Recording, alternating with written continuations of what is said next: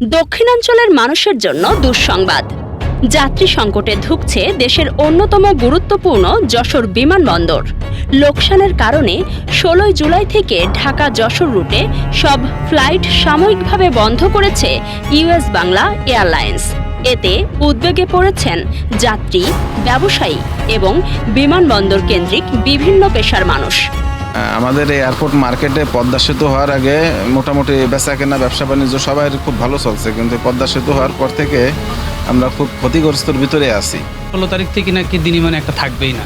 সেক্ষেত্রে আমাদের এই এয়ারপোর্টসের এই ২০টা-২৫টা দোকান কেমনে চলবে, কিভাবে চলবে, আমরা তো অনেক চিন্তিত, কারণ আমরা তো একটা জিনিস নিয়ে বসে গেছি। যখন যশোরের মানুষ দীর্ঘদিন ধরে যশোর বিমানবন্দরকে আন্তর্জাতিক বিমানবন্দরে উন্নীত করার দাবি জানিয়ে আসছেন, তখন অভ্যন্তরীণ রুটে ফ্লাইট বন্ধ হয়ে যাওয়ার ঘটনাটি সেই দাবিকে নতুন করে আলোচনায় এনেছে। আমি যশোর এয়ারপোর্টে 18টা বিমান দেখে এই বাইক নিয়ে চলে আসি ফ্যামিলি সহ। এখানে আমি বাড়ি ভাড়া নিয়ে থাকি। তো 18টা বিমানের আইডোজি খেয়ে আল্লাহর রহমতে বেশ ভালোভাবে খুশি খাসালের সাথে দিনকাল চলতেছিল। এখন বিমান টোটালেই বন্ধ হয়ে গেল। একটা ইউএস বাংলা প্রতিদিন ছিল সকালে, সেটাও বন্ধ হয়ে গেল। রিজিকের মালিক যদিও আল্লাহ, জানি না আল্লাহ পাক সামনে কোন অবস্থায় কীভাবে রাখবে। তা আমার চিন্তাভাবনা, আমার আশা বিমান এখানে আসা যাওয়া করুক। পদ্মা সেতু চালুর পর দক্ষিণাঞ্চলের সড়ক যোগাযোগে ব্যাপক পরিবর্তন এসেছে। কম সময় ও কম খরচে অনেকেই এখন সড়ক ও রেলপথে যাতায়াত করছেন। এর প্রভাব পড়েছে যশোর বিমানবন্দরে। একসময় যেখানে প্রতিদিন সর্বোচ্চ 18টি ফ্লাইট ওঠানামা করত, সেখানে বর্তমানে পুরো সপ্তাহে চলছে মাত্র 9টি ফ্লাইট। ইউএস বাংলা তাদের ফ্লাইট বন্ধ করলেও বাংলাদেশ বিমান সপ্তাহে 2 দিন মঙ্গলবার ও শুক্রবার ফ্লাইট পরিচালনা অব্যাহত রাখবে। ফ্লাইট কমে যাওয়ার কারণে সবচেয়ে বেশি ক্ষতির মুখে পড়েছেন ট্রাভেল এজেন্সির মালিক, রেন্টকার চালক, বিমানবন্দর এলাকার ব্যবসায়ী এবং এই খাতের ওপর নির্ভরশীল শত শত মানুষ। এটা যদি বন্ধ হয়ে যায় তাহলে আমরা আমাদের খুলনা বিভাগের মধ্যে যে শত শত ট্রাভেল এজেন্সিগুলো আছে, এরা মারাত্মকভাবে ক্ষতিগ্রস্ত হবে। শুধু ট্রাভেল এজেন্সি নয়, যে যশোর বিমানবন্দরে যে রেন্টেকার, তারপরে আপনার যশোর বিমানবন্দরে যে মার্কেটটা আছে, এটা আমরা খুব মারাত্মকভাবে ক্ষতিগ্রস্ত হব। আমাদের প্রতি সপ্তাহে যশোরের ঢাকা থেকে যেই বিশেষজ্ঞ ডক্টররা আসে, এই ডক্টররা অলরেডি আসা বন্ধ করে দিয়েছে যশোরে, যার কারণে আমরা যশোরের যে ভালো যে চিকিৎসা তার থেকে আমরা বঞ্চিত হব।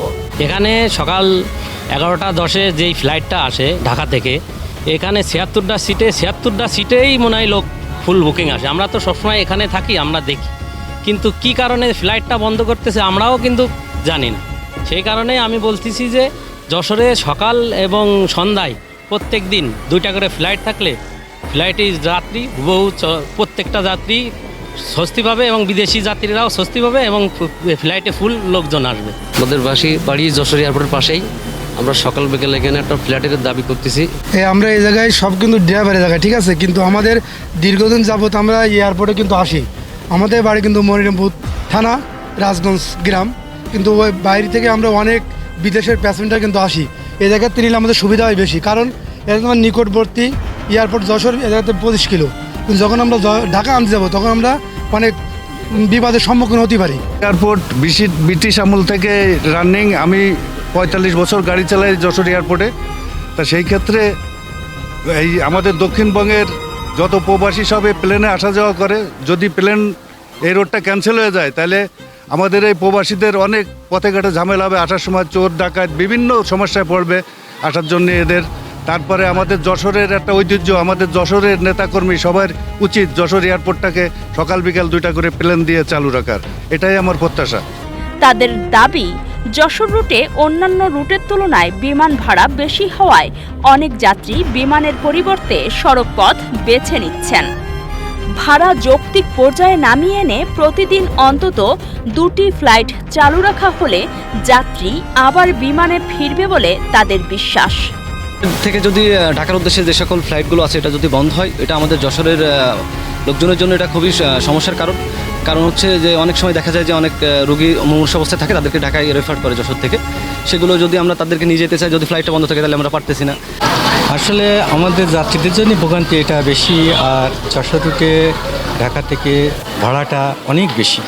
ইউএস বাংলা এয়ারলাইন্সের পক্ষ থেকে জানানো হয়েছে, যাত্রী সংকট ও দীর্ঘদিনের লোকসানের কারণেই সাময়িকভাবে ফ্লাইট বন্ধের সিদ্ধান্ত নেওয়া হয়েছে। পদ্মা সেতু চালুর পাশাপাশি ভারতের ভিসা জটিলতার কারণেও যাত্রী কমেছে বলে জানিয়েছে প্রতিষ্ঠানটি। তবে ভবিষ্যতে যাত্রী চাহিদা বাড়লে আবারও যশোর রুটে ফ্লাইট চালুর বিষয়টি বিবেচনা করা হবে। এদিকে স্থানীয় ব্যবসায়ী ও প্রবাসী যাত্রীরা বলছেন, ফ্লাইট বন্ধ হয়ে গেলে আমাদের দোকান ভাড়া, কারেন্ট বিল ওঠানোটাই কষ্টকর হয়ে যাবে। কারণ কাস্টমার যদি না আসে, আমরা কার কাছে বেচবো? আমরা কর্মহীন হয়ে পড়বো। ঢাকা থেকে রুটে যে ফ্লাইটের টিকিটের দাম কম, ওইভাবে দাম কমায়ে যশোরে আমার মনে হয় 4টা কমসে কম ফ্লাইট দিলে ফ্লাইট চলবে। সরকারের কাছে একটাই দাবি জানাচ্ছি, যাতে যশোর বিমানবন্দরটা চালু থাকে, প্রতিদিন যেন বিমান আসে। বিমান না আসলে শত শত লোক বেকারত্ব গ্রহণ করবে। সিঙ্গাপুর ছিলাম, বন্ধ হয়ে গেলে আমাদের অনেক কষ্ট হবে।